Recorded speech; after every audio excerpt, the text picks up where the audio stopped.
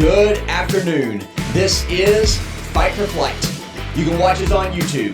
You can listen in on Spotify. You can follow along on your favorite social media platforms. I'm your host, David Hobson, and however you may be listening, I appreciate you making us a part of your day.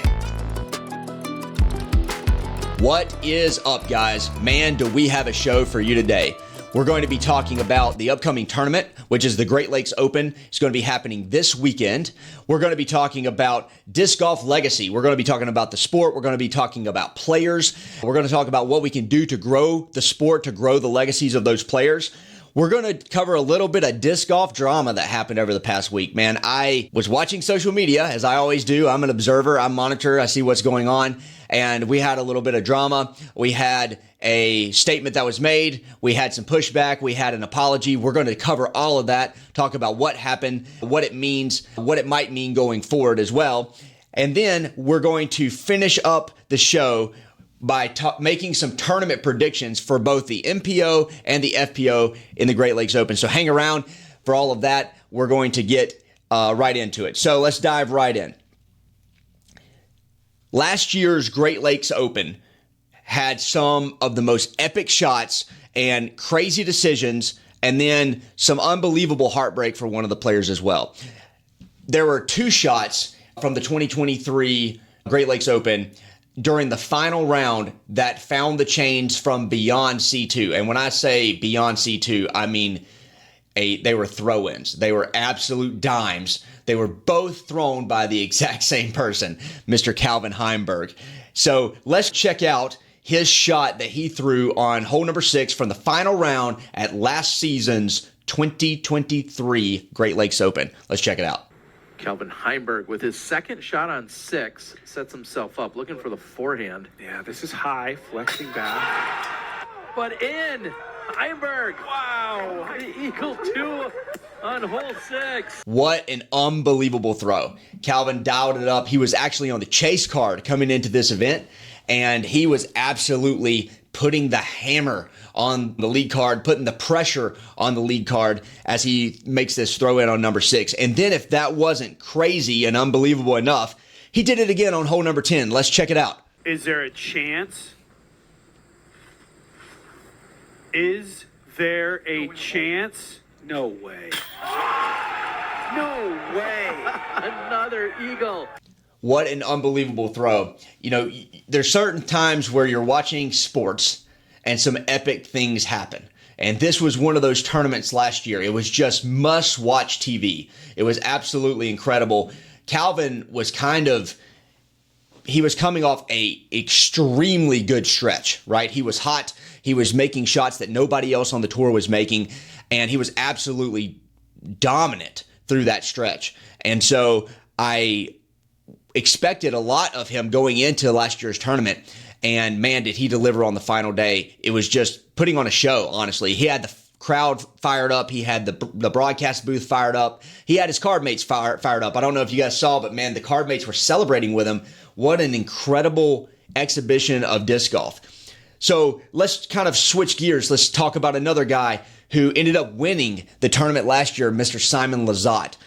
Simon played an incredible tournament. He was just executing shots. His backhand was incredible. His angle control was phenomenal. I couldn't really pick apart anything that he did badly. Everything was just clicking for him. He was playing extremely well. Going into hole number 1, he hits a massive putt from C2 and just kind of sets the tone for the day right out the gate. And then Eagle McMahon shorts a putt just a little bit. It hits the basket and then rolls out of bounds. Both of these guys are well within their makeable putt distance. And so there's a 2-stroke swing, heartbreak for Eagle McMahon. Eagle put together, by the way, a great round after this. I'm talking he put together a wonderful round after this, but just couldn't quite get over the 2-stroke swing that happened on the first hole. And I think that, honestly, this ended up getting him. That was the turning point of the match, was hole number 1 for Eagle McMahon. But let's check out something else that is wild. If you watch Simon play, you know that Simon is not your conventional disc golfer. He's not your tactician generally. He's not a guy who's necessarily thinking his way into a win. He's a guy who's doing things with a disc that other people physically cannot do. That's what's happening with Simon most of the time. He's just having fun. He's playing incredible, stupendous disc golf. He's doing things that are just kind of unprecedented and unconventional. But he made one of the most intelligent, one of the most sly decisions on hole number 16, final round, when he throws his tee shot intentionally OB. How many times have you seen that? He throws a tee shot intentionally OB to secure and basically guarantee his par. Let's check it out. But anything on the green for Simon. What? What? What? What? Why? Why? I'm blown away. So I want to say kudos to Simon for knowing the rules, man. What a interesting way to go about this. Essentially, what the ruling was, in case you don't know, the ruling is that wherever the disc crosses, if it crosses in bounds, you get to spot it right there where it went out. So Simon, knowing this, decides, hey, I'm just going to take it over the top. I'm going to throw it out the backside of the green, and we're going to basically guarantee my par, because that backside OB is only, 15 feet probably from the pin, and he knew that. So he just grabs a driver, slings it OB intentionally, and then hits a little chip shot for his putt and takes the par and basically guarantees his win right there. And it's just very unconventional for Simon to be that tactical and honestly that thoughtful, because he's generally just throwing incredible shots, and that's what wins him tournaments. But I couldn't believe how well he executed that. Also, the confidence in your game to throw a shot that high and go, hey, I'm going to make sure that this cross is basically right behind the basket. What an incredible shot. Even if you're intentionally throwing that out of bounds, that is a very difficult shot to execute. Simon crushed it. Obviously, he throws it. Broadcast booth doesn't know what's going on. Card mates, they don't know what's going on. People are freaking out. And he just absolutely made one of the most crazy plays I've ever seen in disc golf. It was must-watch TV. Okay, so now let's get into some disc golf drama.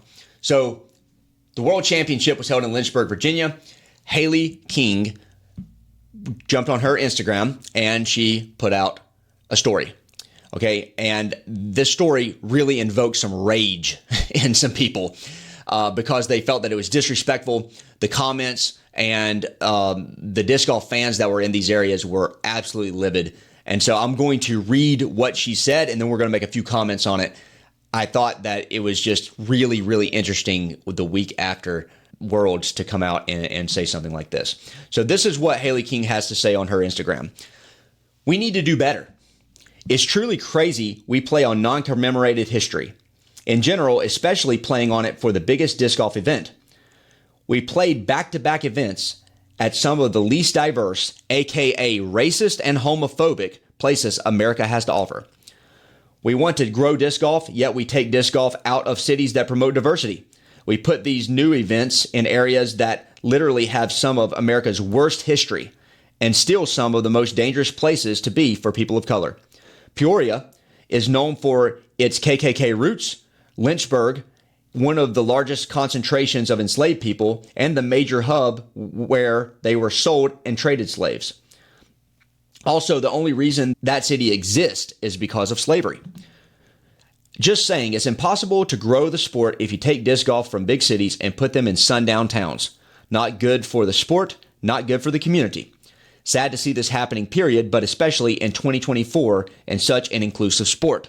She follows that up and kind of doubles down by saying this. There's a picture of the fifth green, and it says, at the end of the day, to putt out on hole 5 and then walk to the other side of the unmarked slave quarters to the tee of hole 6 is purely disrespectful, no matter what way you look at it. This isn't just an old house. It was a slave quarters. So this is what she's saying, and the fact of the matter is she got an enormous backlash from the disc golf community, especially in Lynchburg. So essentially, she was saying that Lynchburg is a racist and homophobic place. The disc golf fans did not appreciate that whatsoever. Why? because they lobbied to have the event there, right? They finally got the event there. The city did a lot of work to ensure that all of the needs were met for the event. There's criteria that has to happen from a city planning perspective, right? There's an enormous amount of event planning that has to happen. And obviously people in the city of Lynchburg definitely had a part in that. Also, there are disc golf fans that came out, volunteered their time to be spotters, to do different things, to park cars, all of the things that you have to do to make a DGPT event run properly. And she absolutely obliterated them. And I think that it didn't land very well for Haley King because of that, but also because it's absolutely inaccurate. So she was saying that, hey, these places are some of the most racist and homophobic places in America. And the fact of the matter is that saying something like that is not giving people who currently live there, not that lived there 100 to 150 years ago, the people who live there now, you're not giving them any credit whatsoever for the culture that they have currently, right? You're not giving them any credit for changing the culture into something that is better, right? That is more moral. You're not giving them any credit whatsoever for being good people. And essentially, Haley King is just saying, hey, these towns are full of bad people. And I thought that it was just really, really poor for her to do that, because the disc golf fans and the disc golf audience needs to grow. And this is not how you grow it. She's talking about growing the game. It needs to be in larger cities. The reason it's not in larger cities is because larger cities just don't care about disc golf. The reason they don't care about disc golf is because that the sport is not big enough to even tweak the scales on revenue for the city. The way that you put together events and you grow the sport is to slowly climb the ranks from small towns into medium-sized cities and then into larger cities later on. The sport is not ready to go to Los Angeles. The sport is not ready to go to New York. It's just not true. Okay. So I thought that it showed kind of a lack of awareness on her part of how these things actually come to pass. It shows that she's never actually planned an event. She just shows up, she plays, and she takes her money and she leaves. And I thought that it was very poor for her to do that. The other part of it is that this was not an incident related comment. So it's not that something happened at Worlds that was racist or homophobic and then she's kind of highlighting it or something like that. Has nothing to do with that whatsoever. There was not incident related. And by the way, the historians in Lynchburg say that there's absolutely zero. I want to say that again. There's absolutely zero proof or zero evidence to suggest that the building that she talked about between the green of hole 5 and the tee of hole 6 had anything to do with slaves. And there's no evidence to suggest that it was a slave quarters at all. So I think this misses on all counts. Haley actually issued an apology, kind of, for this. So she posted on her Instagram, regarding my Instagram stories the other day, my true intention was to shed more light on a dark but important part of history. Disc golf brought the opportunity to connect with historians who are beginning to process the memorializing and preserving these historic dwellings that housed enslaved people. I'm very sorry to Lynchburg, my sponsors, and my fans if I've upset anyone. That was never my intention. I'm thankful that disc golf is an inclusive sport and always willing to grow. So again, she's apologizing, but she's not taking back the inaccurate statement that this is a slave quarters. She's still saying it in her apology. The disc golf community in the Lynchburg area was super supportive. I'm grateful to have been a part of this tournament, for all of the hard work put into this event, and for everyone who came to cheer us on. Again, my intentions always come from a good place. I truly love the disc golf community, and I'm excited for the continued growth of the sport that brings people together and spreads so much joy. Y'all are the best. So that was her apology. This is what I've told people as a leader. Your intentions may be good, but the damage is done. And that's exactly what this is. The intentions probably were good, but the damage is done, and the people in Lynchburg are not going to forget. The people in Peoria are not going to forget. And so I think that she's going to have to live with this. People are going to dislike her for essentially calling them racist and homophobic. And I think that it's way out of line. And I think that she knows it's out of line, but she's just not willing to fully come to grips with that and admit it. So let's kind of move right into the next portion of the show. Creating a lasting legacy. How appropriate after what we just talked about. Creating a lasting legacy is a difficult thing to do, and it has to be very intentionally done. Disc golf has a very deep history. not many fans really know the history of disc golf, right? Because it's just now started to become more popular over the past, say, 5 or 6 years. So there are several players throughout history who have a legacy in disc golf. And so we're going to talk about some of those players. The first one is Ken Climo. Ken Climo has 12 world titles, right? This is 12 world titles. This man was dominant in disc golf for a very, very long time. Barry Schultz won an enormous amount of tournaments. Paul McBeth, obviously 6 world titles. He's the most popular disc golfer in the world. He's done his time. He has a legacy. And I think that Paul has done a good job of kind of documenting his legacy. So he has a foundation. He's done a lot of things. He's constantly involved. He spoke to ABC 13 last week. We watched his interview in the show. So he's doing news interviews. He's doing a lot of things for the sport.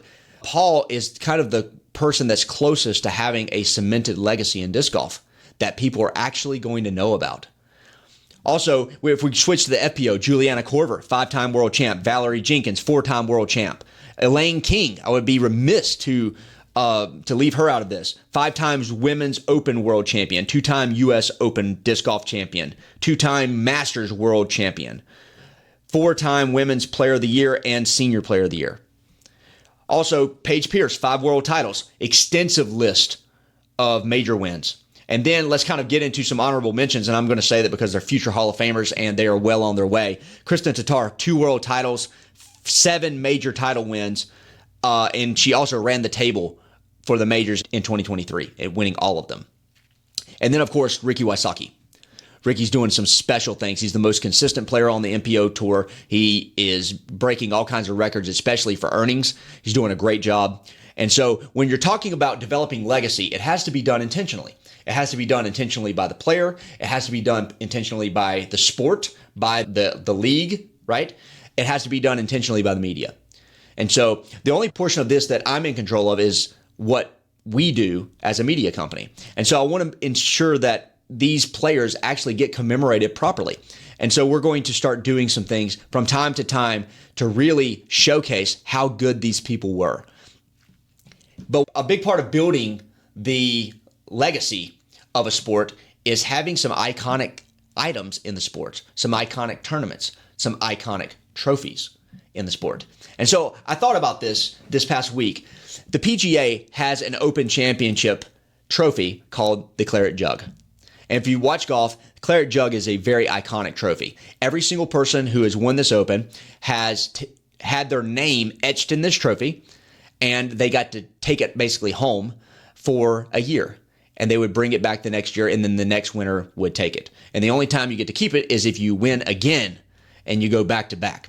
So this is a very iconic trophy. When people are holding up that trophy at the end of the day, when they win, they're holding up a piece of history, and their name is literally etched into the canvas of history. And I believe that disc golf needs that. They need something like that to really promote the sport. They need something that is classy. They need something that is marketable, because it's one thing to have a legacy. It's another thing to have a legacy that is marketable, generates revenue, grows the sport, gets new people involved. That's a completely different standard, and it's time for disc golf to start doing that. Legacy media and all of the other sports, a lot of the questions that they ask, a lot of the interviews that they do, the timing in which they do it, all of these things are basically to grow the sport, to grow the legacy of the organization, to grow the legacies of the players. That's what this is about. And I think that disc golf is starting to do that, and I'm looking forward to seeing what that looks like in 10 years, because I will tell you that the documentation, it really needs to be very intentional. And we need to start occupying digital space, because that's how we're actually consuming information today. We need to start occupying digital space with the accolades and the stories and all of the great things that these players have done.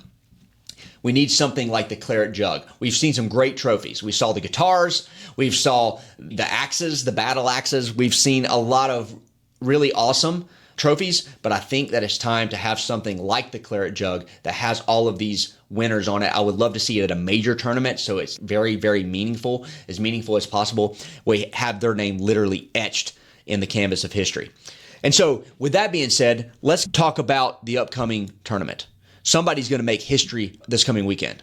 They're going to win the 2024 Great Lakes Open, and let's talk about what the toboggan course might have in store. So my predictions are that big arms are going to prevail. If you look at the history of this course and the history of the tournaments, the big arms have done very well. And it's not always this person wins or that person wins. It's not about that. It's about, if you look at the top 10 to 15 finishers in the MPO, you're going to see people with big arms predominantly. In the FPO field's a little different, right? So people in the FPO field, they win different ways. Some of them have big arms. Some of them have very good approach games. Some of them can just hit putts from 60 feet. The fact of the matter is, I believe that having a big arm is going to give you a really, really good opportunity to score on this course. And so let's talk about the MPO and let's make some predictions. The first thing that I want to predict is that Anthony Barella is going to kind of emerge from the middle of the pack this week and that he's going to finish in the top 10. I think that Anthony is a very, very good disc golfer. At times, he is great. He is unprecedented at times. But I think that he is going to be able to emerge from the group in the middle and really secure a top 10 finish. I think that his big arm is going to give him opportunities to score that a lot of people genuinely just will never have. The second thing is, I think that Ricky Wysocki is going to finish in the top 5. I think that Rick has an opportunity to win. When he's playing well, no one's really playing as well as Rick. He has an incredible backhand.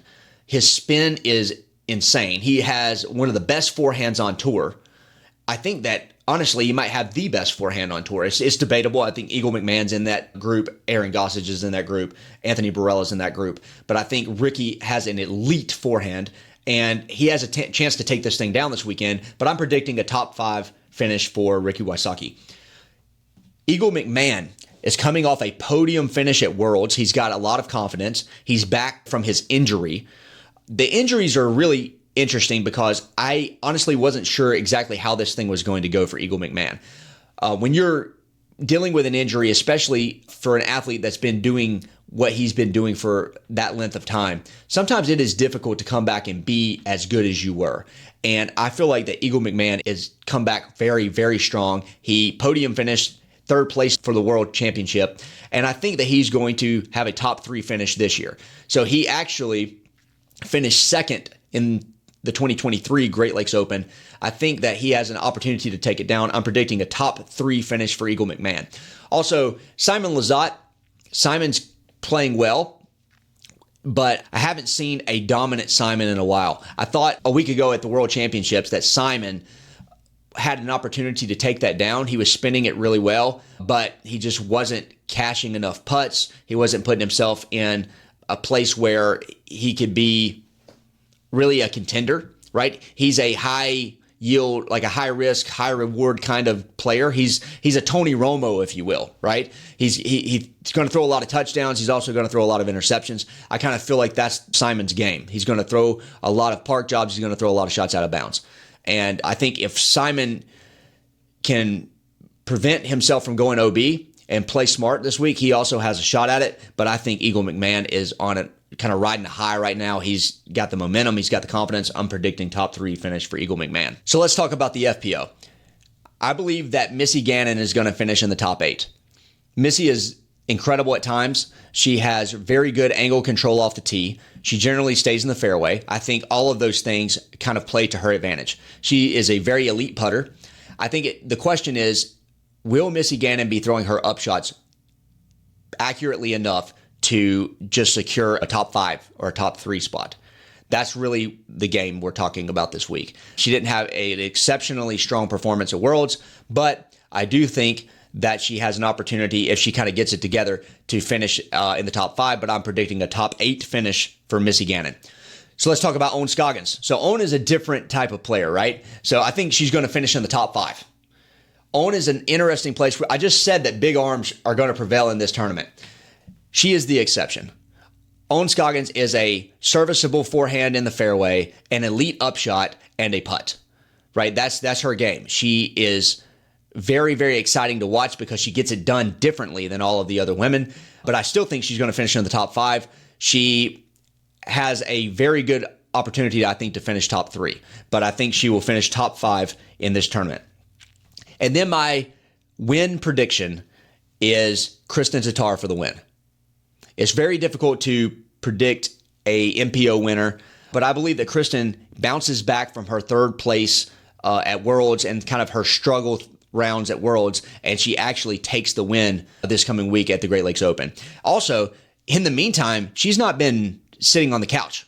She's been playing. She put up a 12 under. I want to repeat that. She put up a 12 under par round at a local A tier in Hope, Michigan this week. So I think she's going to be riding that momentum, that confidence. I think she's going to take it down, and she's going to win the Great Lakes Open. That's all for today's episode of Fight for Flight. Thanks so much for joining us. Don't forget to subscribe to our YouTube channel, check us out on Spotify, and connect with us on social media for daily updates and exclusive content throughout the week.